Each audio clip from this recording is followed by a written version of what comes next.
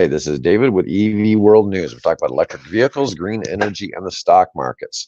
And I'm here today with Mike Herzog, our resident engineer. How's it going, Mike? Glad to be here again, David.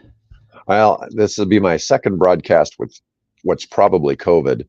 And so once again, folks, if you were tuned in yesterday, I want to apologize because sometimes I'm hacking and coughing. If I do, I'll take a cough drop. I've had people complain when I had something a few months ago about doing the same thing, and I might have had COVID then. Who knows?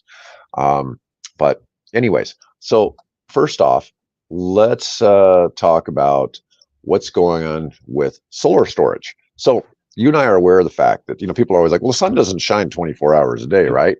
And, the obvious thing are batteries.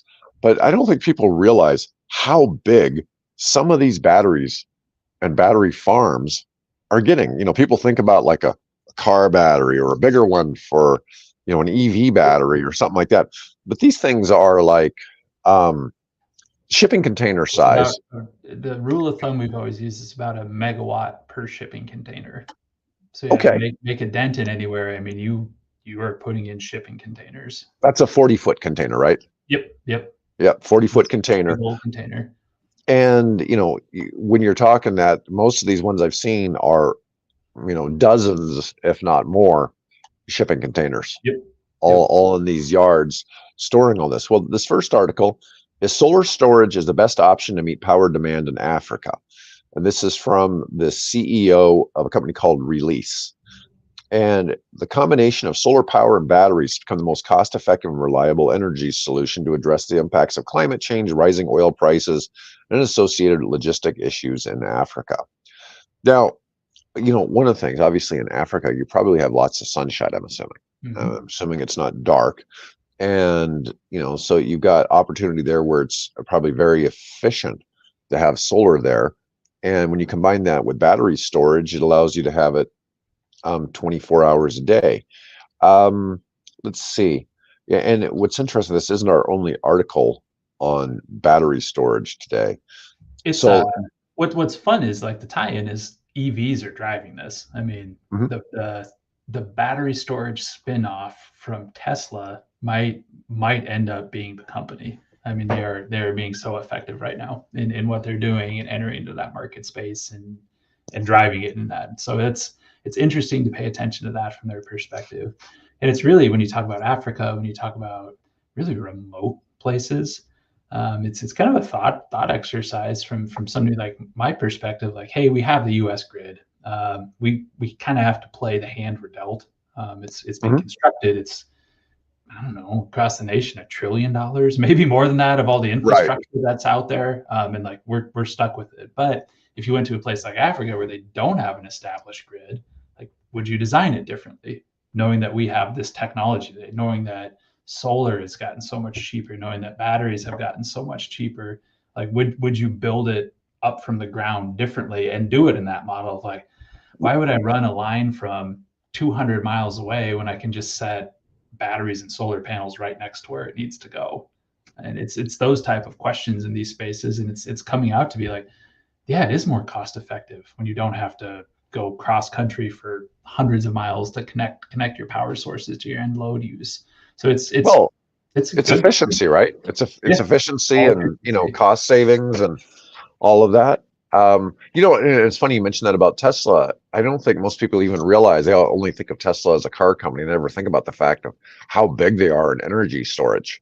And we really don't see very many. It very rarely even gets mentioned in news about the energy storage business, because it's not so big in the United States. It's big in Hawaii, and we know it's big in Australia, but it's not really as big in the U.S. as people, as I guess you'd think with it being a U.S. company. It's emerging, but it's not. You know what I mean? It's starting to see more applications for spaces in that. But yeah, it's not quite there. We're not paying attention. But yeah, the Tesla battery market, and just even outside the Powerwall, which, God, how long ago did they introduce that?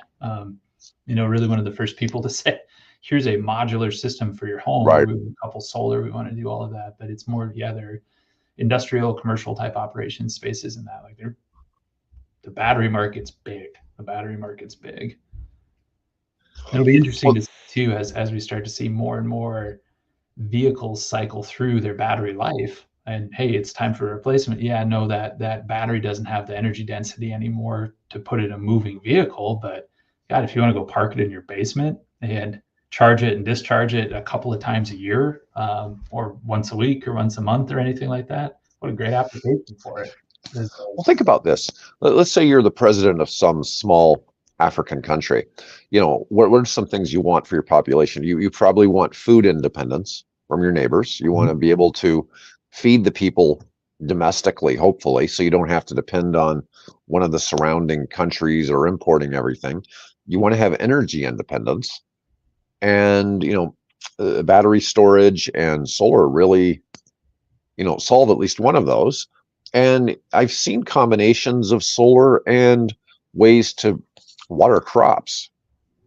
So there's ways to capture moisture through solar that I've seen, cool. where people have done gardens that have been mixed with the solar's been elevated, and they're growing gardens underneath, and they're able to pull moisture from the air with the solar, and it drops the moisture onto the plants and allows them to grow.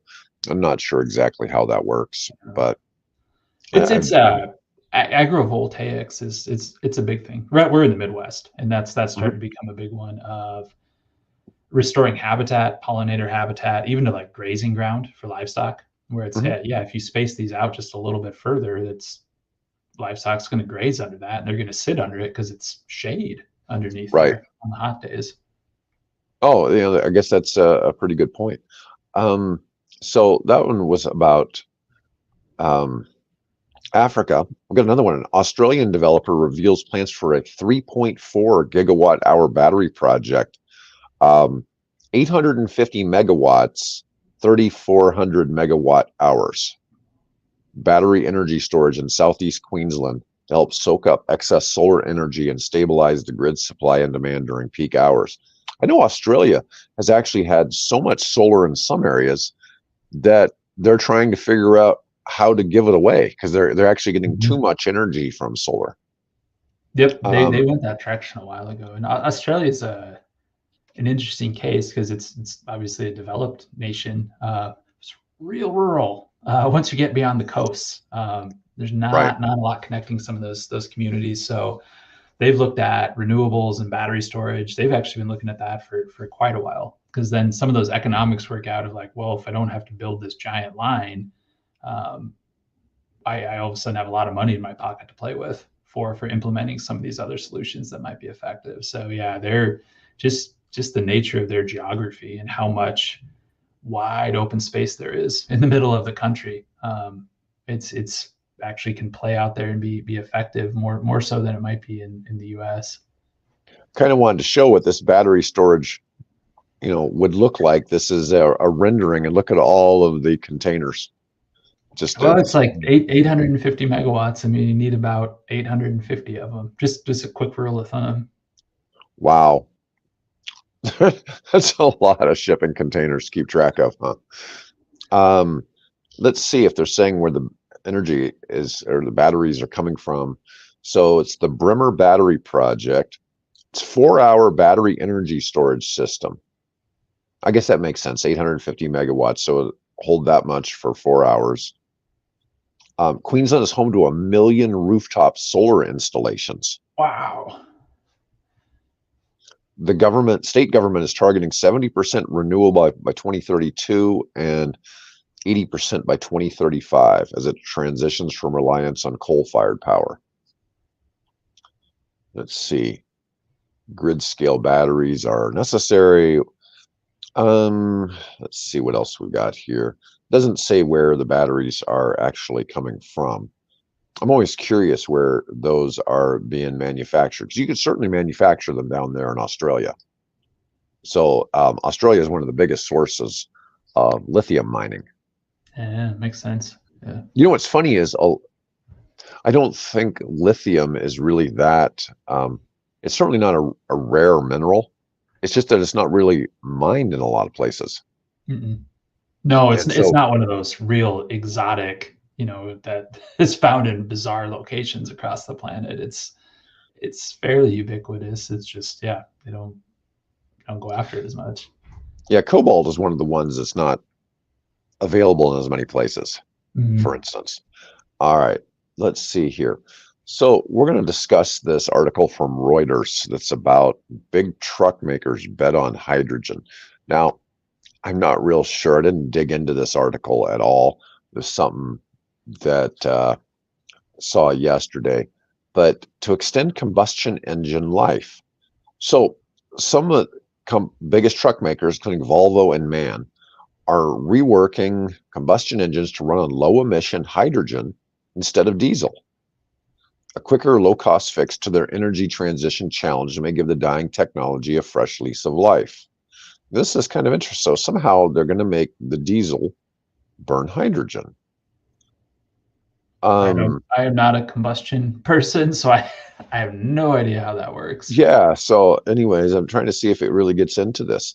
So in a pilot project, MAN will deliver 200 trucks with engines that run on hydrogen to European customers next year to test it in their fleets, a key step on the way towards mass production.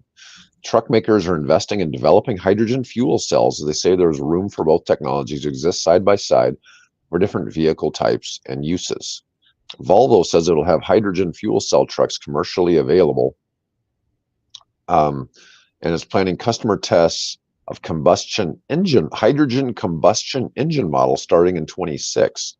The hydrogen combustion engines will not be the majority of Volvo's sales, but it'll be substantial.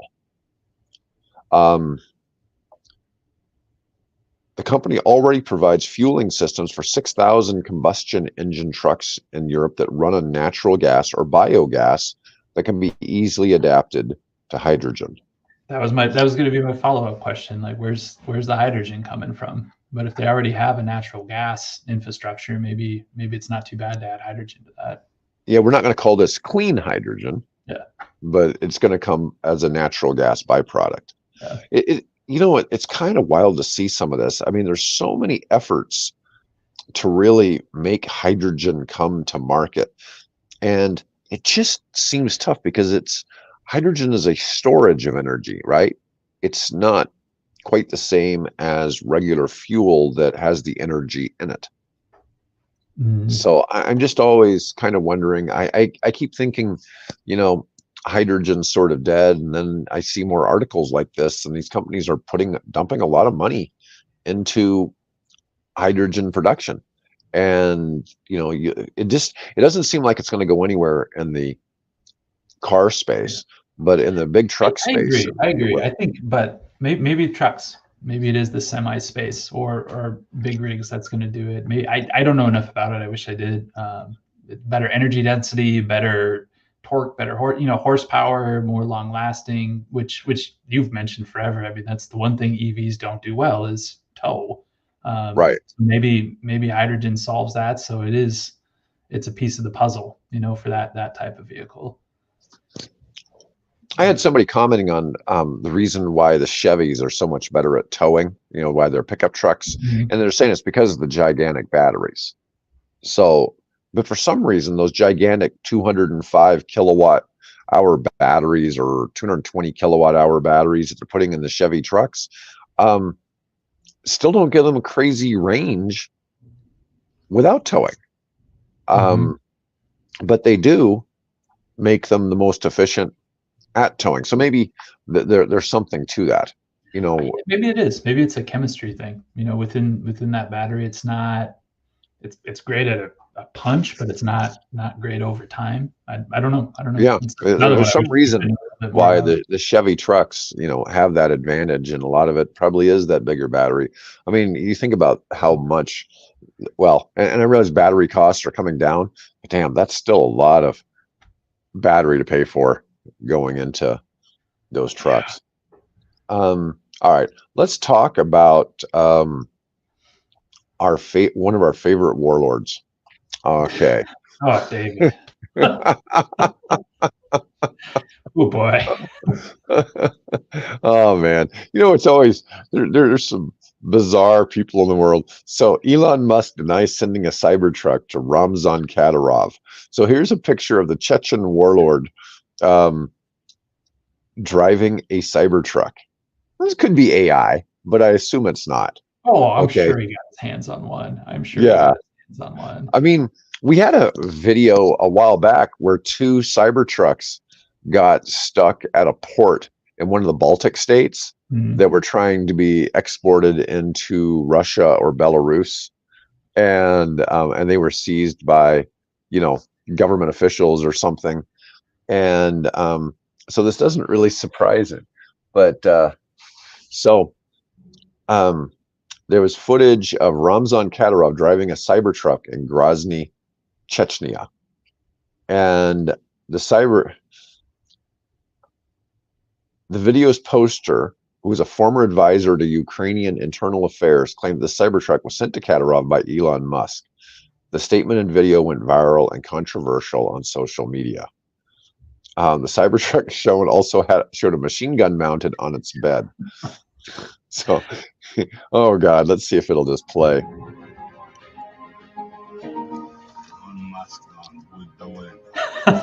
Oh boy. I mean,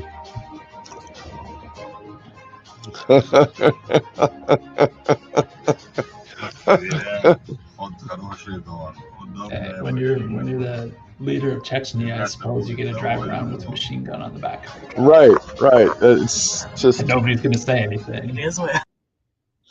Just hilarious. I don't know what really to make of that. I mean, it's press. Like I would believe Elon Musk did not send him a Cybertruck. I would also very much believe that, yeah, if that guy wants a Cybertruck, he's going to get himself a Cybertruck. Just yeah. So this is a generation or two probably younger than us, but my kid was telling me the big news is he got a Cybertruck in Fortnite. That they've introduced it into one of the latest seasons or chapters, and he was very excited about it. So, oh, that's funny. Maybe this guy got inspiration from Fortnite, that there's Cybertrucks in there now, and I think you can mount machine guns on them and what it looks like. So just more press, more good crossover. But for that younger generation, like, I mean, he's a few years out from driving age even, but I think I've said this before. Kids, every time they see one, like, ooh, Cybertruck, what's that look like? So it's doing something right in that space, just to build the wow factor around it, or the intrigue. It is, but I'm pretty sure Musk didn't send him one. At least pretty sure he didn't. Even I think even Elon Musk wouldn't do that. Like, oh no, I'm not. No, that guy managed to sneak one in. All right, so let's see here. Generative AI require, and we've discussed this before, but we're going to discuss it again. How the massive draw of AI is overtaxing our grid. And the main reason we usually talk about this is because people always say the EVs are going to be what are causing the problem with the grid, and the grid can't handle it and all that. It's like, well, there is coming an electrical problem, but it's not due to EVs. It's due to artificial intelligence. Yep. And let's see what we've got here. NVIDIA says it can run generative AI models on 25 times less power than the previous generation.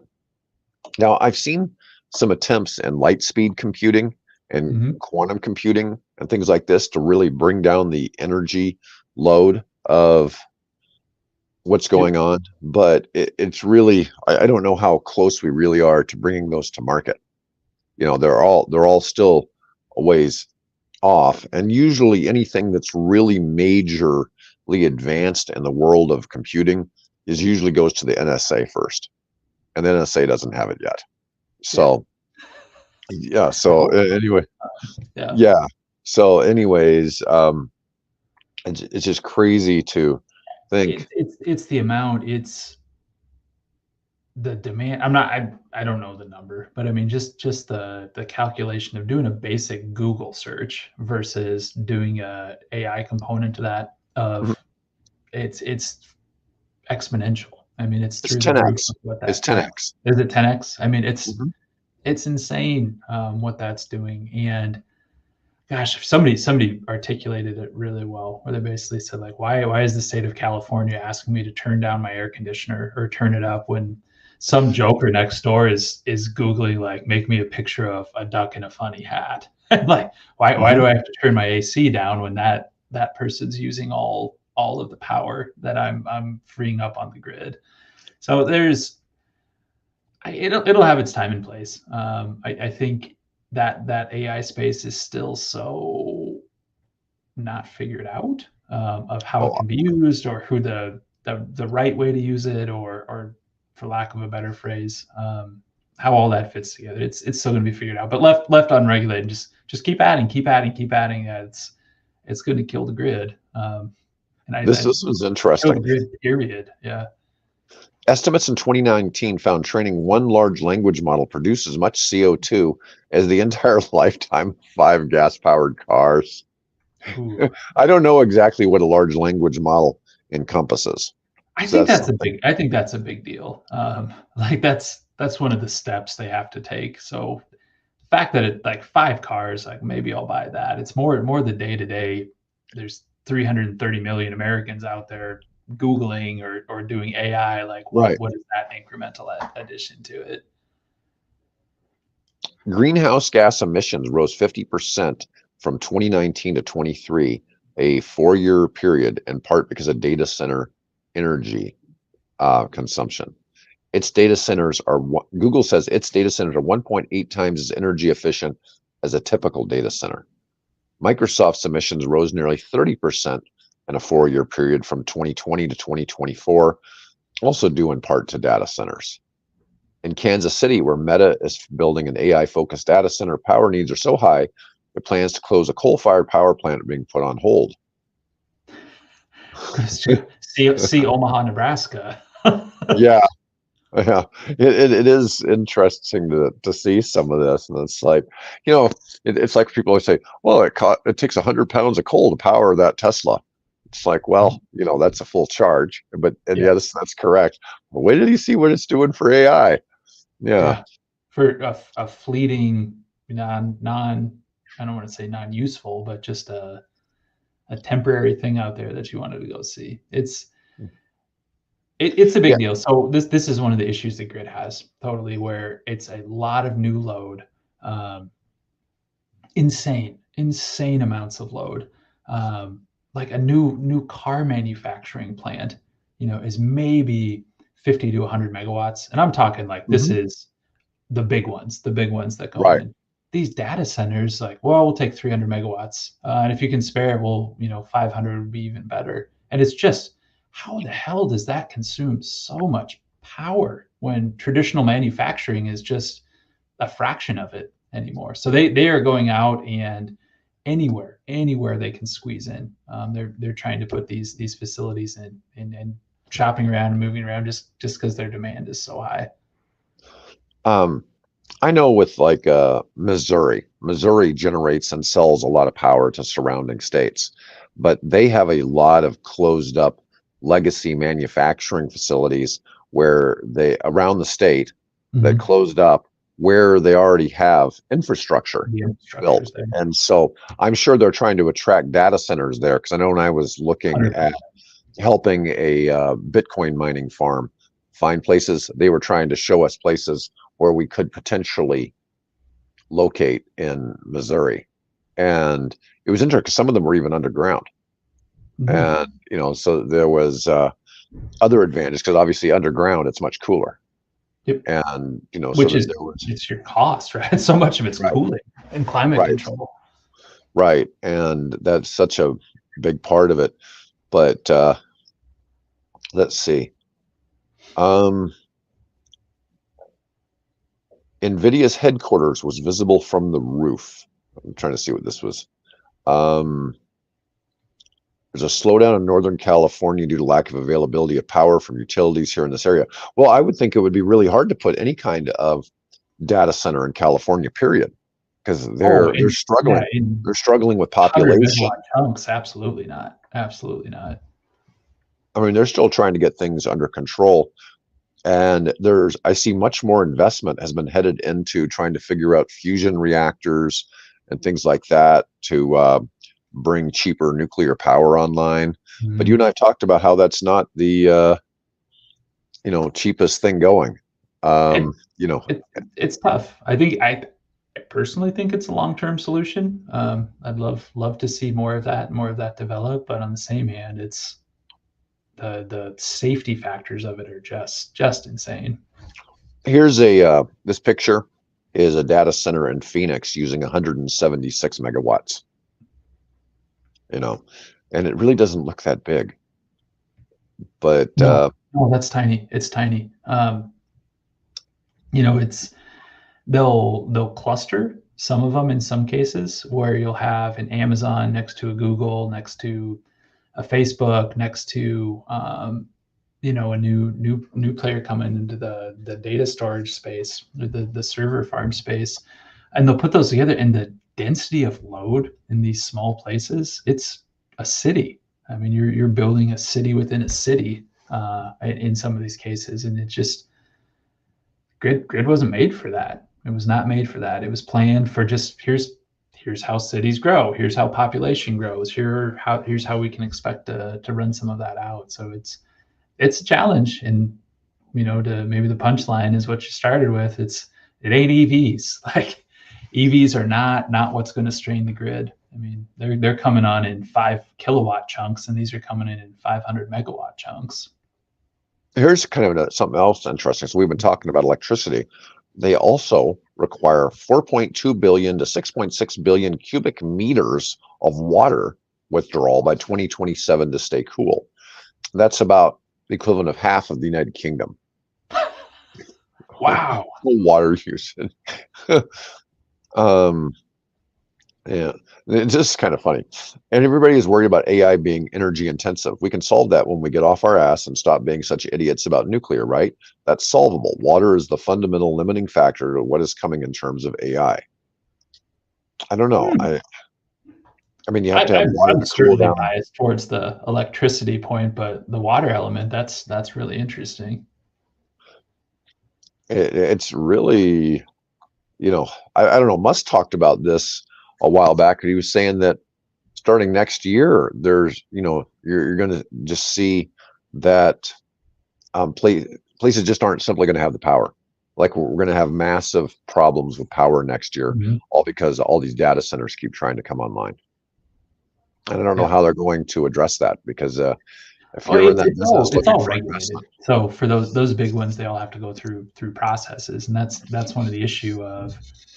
On one hand, you've got 15 different data centers and jockeying for position and what they want to do, and then the other hand, you've got 30 different solar farms and power plants, and they all keep changing their minds constantly. And so, well, if I can't get 125 megawatts, can I get 100? So they have to go through all of these iterative cycle loops with, I don't know, 100 different variables in it. And that's just, it's tough to plan. It's tough to figure out what the grid's going to do as it actually goes through. So they're stuck in gridlock, just like all the new renewables and all the generation trying to come online. So, I mean, they're sharp. I mean, they make a great product, and they know what they're doing, and they will squeeze in as much as they can. But it's still there is at least some mechanism to pump the brakes on them a little bit and say, you can't connect at that level yet until we get something figured out. Yeah, I don't know what there's not like a simple solution. One of the things too, with interest rates being so high, it makes it a lot harder to put in the green energy solutions, and eventually energy rates will come back down, and it'll make it more effective to have more investment in solar and wind. But still, it's just huge demand. Anyways, we'll move on. This is an article from Motor One. And this one is sort of about denial from people about the EV industry. It doesn't take much to see that the future of EVs is already here. The mood of the day is betting against the astonishing march of technology. This is so unbelievably stupid. Well, one of the things that you and I talk about a lot is that EVs are coming, and they're going to replace gas engines, whether people believe it's a right-wing idea or left-wing idea or whatever. It's really irrelevant. It will not make sense to drive gas-powered cars anymore. in 10 plus years, unless you're still trying to run one till you run it to death, right? Yeah. I mean, if you're going to go buy a car, because EVs are going to be cheaper, more reliable, and less expensive to operate. And you're generally going to get a nicer car for the same money that you would get for a gas car. So it's not really going to make sense anymore. So anyways, let's just see what this one has. Um, Betting against technology seems to be in vogue. It's been a terrible bet since the Industrial Revolution. There's so much pessimism about EVs. Batteries will never get more energy dense. Proliferation of electric motors will cause a permanent shortage of copper and rare earth minerals. And the planet will run out of lithium before your EV's third lease payment. You know, it's really funny because lithium isn't rare. And so that one's one of the funnier ones, other than the fact that it just isn't mined very many places because it's not really profitable to mine. If it was profitable to mine in the United States, they'd be mining it in the United States. It's just not. It's So the true designated rare earth ones, like niobium, palladium, all of these really, really rare exotic ones where it's like you put a drop of that in with your lithium, or you put a drop of niobium in with your steel girder, and it becomes 25 times as strong. Those are the ones I can see and being a challenge, but it doesn't come up. If that makes sense, it's not like, right. hey, the data centers are driving the grid out of power. There, you never see anything about, hey, we're running out of palladium, or something. It's, yeah, we'll find a new. So yeah, it's harder to mine. Yeah, my prices might go up and what it looks like. Yeah, we understand it has a limit. It's not everywhere, but it's interesting. It's interesting to see that being called out of, we're going to run out of the stuff we need to make these with. I have not heard the argument before. Yeah, well, one of the big ones is batteries. People think they can't switch unless they have a 1,000-mile range battery. Do you imagine how long that would take to charge at home? Yeah. I mean, you'd have to keep it plugged in for damn near 2 days. When's the last time you drove 1,000 miles? Right. I mean, just it takes you how long to Right. drive that long? I mean, it's just not. Yeah. No, it doesn't. It doesn't really. People don't realize how little that makes sense. People think there aren't chargers everywhere. I mean, there are places that don't have chargers. Pretty much in the United States, there's nowhere you can't go on a freeway. Yeah. And should have bought a Neo. Oh yeah, with the swappable batteries. Well, that's a very interesting concept, that what Neo does, but it'd be interesting to see if that really does become a big thing. I'm not sure if they're doing that anywhere outside of China yet, but you basically, with a Neo, you go somewhere and you can swap out the battery and just keep on going. They just slide in a charged battery, and you're not sitting there for long. Yep. So yeah, it's a different type of process. But in this particular article, let's talk about solid state batteries. Well, solid state batteries are supposed to get rid of a lot of the issues with lithium ion batteries. They're supposed to not be able to catch on fire, which that's not as big of a problem as people seem to think it is, but it's still, it is a possibility. And the other thing is, the solid state batteries are more energy dense, so you could have more range for the size of the battery and the weight of the battery. Suppliers to major automakers like Ford, BMW, and Volkswagen have already sent them cells for verification. These suppliers didn't find them on Alibaba. I call Alibaba Chinese Craigslist. Anyways, they aren't some slurry state middle ground that's being hyped to the moon in China. The real solid state cells are going to end up in cars. We talk about this, or we see all of these damn inventions in the battery space, and if it's not being done by LG, Cattle, or Tesla, we're kind of dubious about. I always am. I mean, you could go through evworld.com and their news source, and every day, I think, pick out a handful of new chemistry articles or new such and such and everything like that. It is. I'm glad it's being reported on, but it is such a gap between somebody testing something in a lab and finding success to actual commercial production, that I wait. I've been watching this for 15 years, and I don't hold my breath anymore. Like, cool. I think one of them is going to land. I think something's going to stick eventually, but there's so much out there that it can't transition or won't transition. So NIO's going to do the battery swap in Europe and Saudi Arabia soon. Well, that's pretty cool. Cool. Glad to see that's expanding. I've traded the NIO stock a few times. I haven't really gotten into the company too much. I'm not really a big fan of the stock either. The Chinese companies have ways to kind of manipulate the stock market a bit, so you get some weirdness where it's not real natural trading.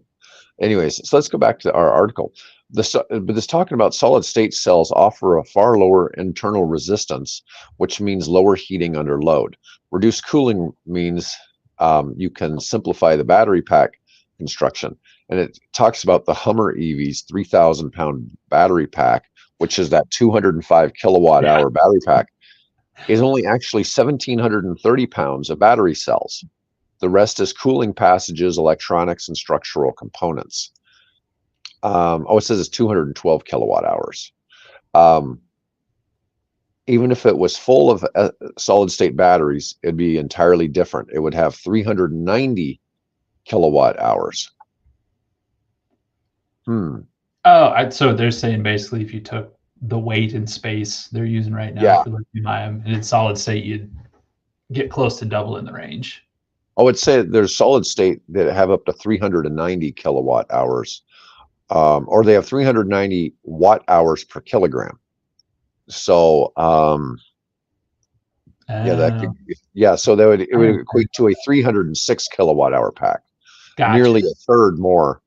But once again, that is the least efficient EV that's currently on the market. It only gets like 1.5 miles of range per kilowatt hour. It is really pathetic. Okay. It's barely more efficient than a gas car. Okay. Well, now comparison to a gas Hummer, it's probably more efficient. Through the roof. Right. But yeah. Comparatively to the rest of the market. Yeah. And then they start talking about silicon carbide. Let's see what else. Man, there's always more stuff coming up with engines, motors. The one thing, this article is basically talking about how tech keeps going. The big thing to me is that the prices of batteries keep having. We were looking at an article a few days ago that was saying that since 2009 to about last year, the price of lithium-ion batteries in cars have gone down by 90%. I believe it. Yeah. So when they're first trying to make Teslas, the batteries cost 10 times as much as they do now.